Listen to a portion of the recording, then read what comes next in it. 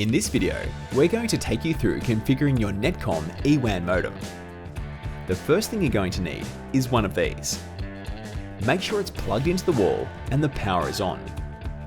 You should see a solid green light for the power icon. Plug in the Ethernet cable from the WAN port on the modem router to optical network terminal or network termination device or Fibre box.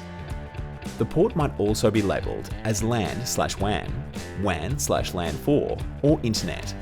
Underneath the modem is the SSID and Wi-Fi password.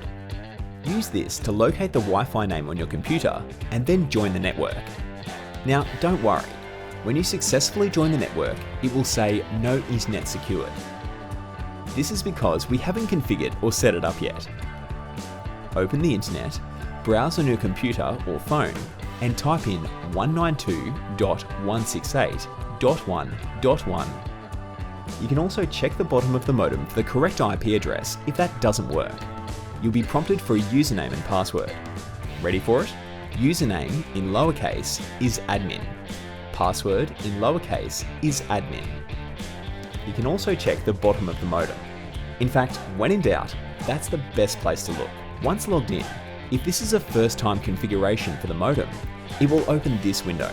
Select Yes to start the setup wizard. Now, complete the following. Set Internet services to Ethernet WAN. Set connection type to Dynamic IP. Leave WLAN unchecked or enter 0 only if it prompts you to enter a value, and keep all other options blank. Click Next. You can personalize the Wi-Fi, VoIP, or many other settings of your modem as per your need in the next set of windows. Apply Next until you proceed to the summary window. Then click Finish and save the settings. Should go online within 2 to 4 minutes. Please test the service once done and enjoy the internet with Exetel.